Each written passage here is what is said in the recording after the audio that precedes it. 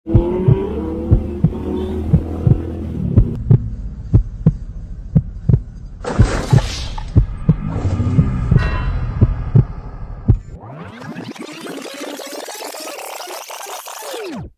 rider ka, alam kong napaka-espesyal din para sa'yo ang araw ng linggo dahil kalimitan sa araw na to ginaganap ang pinakahihintay mong breakfast ride, lalong-lalo na pagkasama mo pa ang buong tropa para gumawa na naman ng masasayang alaala. Eto nga't papasok na tayo ngayon sa SLEX dahil sa Caltex Mamplasan nga pala ang aming assembly area. Bali Ninja Philippines nga pala ang nagsagawa ng event na to, kaya asahan natin mamaya na sobrang daming Ninja bikes ang makikita natin doon. Alright, sa wakas touchdown na tayo sa Caltex. Grabe, sobrang dami ng big bikes na nandito ngayon. Halos lahat na yata ng flagships bike ni Kawasaki ay makikita mo dito. Katulad ng H2, H2SX, ZH2, Z1000, Z900, ZX4R, ZX6R, ZX10R at iba pang pamalakasang motor ng Kawasaki. Sobrang espesyal ng Sunday ride na to dahil 300 riders ang nagsama-sama ngayon dito together with their big bikes, at kahit hindi Kawasaki Ninja ang motor mo, syempre welcome na welcome ka pa rin sa group ride na to. Last year, umattend din tayo, no? So kahit hindi tayo Ninja, so ito yung motor natin, no? So ayan, CBR. According naman kay Boss JD, yung president, welcome naman daw lahat ng motor, kaya sumama kami. Actually, sobrang feel at home ako dito at madami agad akong nakilala na mga bagong kaibigan. Ayan po, kasama po natin ngayon ang Angkas King with blue jacket. Si Nathan, isa sa mga malulupit na drone shotter. Ayun o guys, so tingnan nyo doon, sobrang daming umattend ngayon. Grabe, hindi na maganda maya o mga Ninja bikes dito ngayon sa Caltex Mamplasan, no? Present nga din dito yung mga bigating personalidad katulad nila Senator JB, President ng Wheeltech na si Sir Roscoe, at syempre ang napakagandang lady rider na si Miss Step 5. Special thanks nga din pala sa President ng Ninja Philippines na si Boss JD dahil successful na naman ang breakfast ride na hinanda niya. Tara, maglibot-libot muna tayo dito at tingnan ang mga naggagandahang motor nila. Actually, pag napunta ako sa mga ganitong event, binabaliw ko lang yung sarili ko dito. Kumbaga, eto yung ginagawa kong fuel para magsipag palalo sa paggawa ng content. Yung tipong sinasabi ko sa sarili ko na balang araw makakabili din ako ng brand new na big bike ko, at ang target ko nga mismo ay ang Kawasaki H2 para sumisipol ang tunog. Syempre, mangangarap ka na rin lang naman, dapat lakihan mo na, di ba? I know na malayo pa talaga ako sa realidad para mabili ito, pero lahat naman ng bagay ay nagsisimula sa pangarap, kaya gagawa talaga ako ng paraan para magkatotoo ang pangarap ko na yon.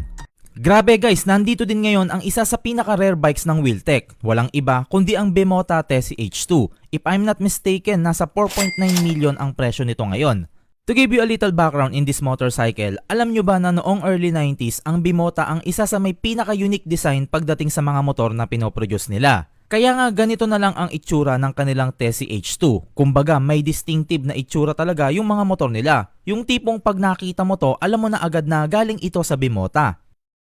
Unfortunately, dahil sa problema sa mga investors, makailang ulit ngang natigil ang operasyon ng Bimota hanggang dumating sa point na gusto na talaga nilang magsara. Kaya to the rescue naman dyan si Kawasaki. Actually guys, yung engine ng H2, engine din ng Tessie H2. Bali, so pinahiram lang ni Kawasaki ng engine si Tessie, no? Kasi kung babalikan natin storya, pasara naman si Bimota. And si Bimota kasi isa nung way back 90s, isa sa mga sikat na motorcycle dealer na gumagawa ng mga exotic na design ng motor. So si Kawasaki nanghinayang sila na bakit kung magsasara lang to, sayang naman yung company na to. Kaya ginawa ni Kawasaki, majority ng stocks nito ni Tessie ng Bimota binili niya. So yan, kaya ngayon si Bimota nanghihiram din ng mga parts ni Kawasaki. So ayan, no? Ito yung mga isa sa mga iconic na sports bike ni Bimota, ang Tessie H2. Grabe. After a few minutes, eto na nga at lalarga na kami. Partner, yes sir, ready na daw siya. Grabe guys, sobrang dumadagundong ngayon dito sa Caltex Mamplasan.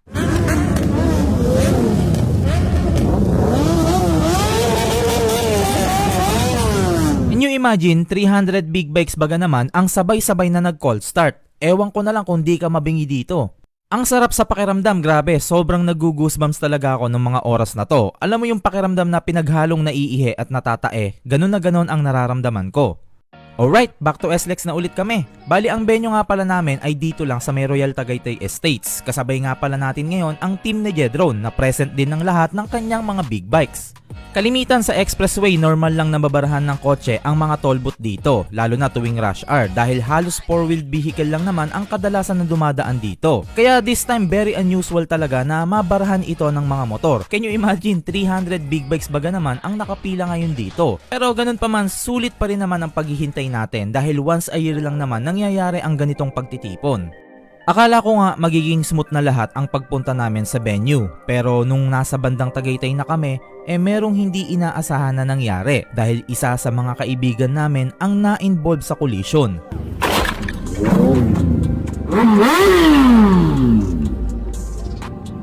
Habang binabagtas niya ang kalsada sa takbong 50 km/h, hindi niya sinasadyang nabangga ang sasakyan na nasa harap niya. According nga sa ating tropa, hindi daw kumagat ng madiin yung preno niya sa harap. Kaya kahit sobrang lakas na ng pagpisil niya sa kanyang brake lever, nagtuloy-tuloy pa rin siya sa pagtakbo hanggang sa masalpok na nga niya ang likurang bahagi ng sasakyan.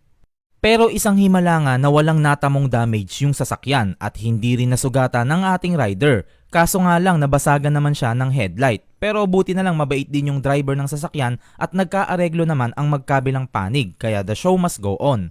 Hay, sa wakas nakarating na rin kami sa venue. Grabe, ang ganda dito tapos napakalaki rin ng kanilang parking kaya na-accommodate naman lahat ng mga motor. Tara, pasok na agad tayo sa loob. Hindi pa kasi ako bumobogchi kaya kumukulo na yung tiyan ko sa gutom. Napaka-cozy nga dito sa loob at saka parang mansyon ang pagkakadisenyo nito. Ang sosyal ng datingan, may pa-chandelier pa oh. At syempre dahil madami kami, ine-expect ko talaga na magkakaubusan ng table dito. Kaya to the rescue naman si Boss Jedron at kinuha kami ng VIP room. Okay guys, no? Dito kami sa loob, no? Sama natin ang tropa. Hey, VIP! Welcome to the VIP Club. Salamat po kay Boss Jedro, no? VIP Club. Sa point na to, pinag-uusapan nga namin ni Jedron yung tropa namin na nabangga kasi nagtataka kami kanina kung bakit kaming dalawa na lang ang magka-convoy. Yun pala, nagka-aberya na pala sila. Totoo pala talaga yung kasabihan, no? Malalaman mo talaga na tropa mo talaga ang isang tao kapag tatawanan ka muna nila bago ka nila tulungan, di ba? Boom! Parang binangga. Parang binangga. Epic fail pa nga ako kanina kasi lagpas na pala kami ni Boss Jed sa Royal Tagaytay. Kaya pala nagtataka na rin ako kasi wala na kaming kasabay na ninja. Yun pala, panasugbo na yung ruta namin. Hindi, lagpas na talaga. Ano nilagpasan nyo na to? Nilagpasan na to. Tapos ito kahit pa huminto. Pakaibigan tunnel na. Yun, sa wakas, dumating na rin yung pagkain namin. Tamang-tama dahil kanina pa ako naglalaway sa gutom. Bulalord. Sino nang bulalo? Bulalord, no? Tingnan mo naman. Tingnan mo naman. Tingnan mo naman. Tingnan mo naman yung pagkain, no? Kasi ano, Napakasarap. favorite niya yun eh. Ano to nga? Bicol Express. Balisa, yun, no? Oh, dalawang itlog. Dalawa itlog kaso malasahan to pero okay lang yan. Sir, may ketchup kaya dito?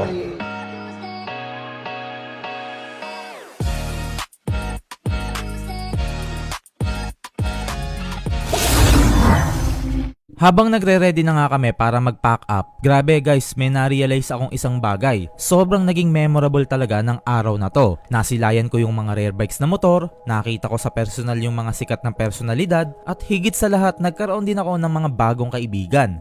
Kung pwede ko lang sanang ipahiram sa inyo ang mga mata ko, masasaksihan nyo rin sana yung masasaya at nakakamanghang pangyayari nung araw na to. Na kahit ako mismo hindi rin makapaniwala na may ganitong community pala na nag-e-exist sa Pinas. I hope na sana sa mga susunod pa na panahon magtuloy-tuloy lang ang ganitong kultura dito sa atin. Bago magtapos, big thanks nga pala sa Ninja Philippines dahil hindi ko mararanasan ang ganitong group ride kung hindi dahil sa inyo.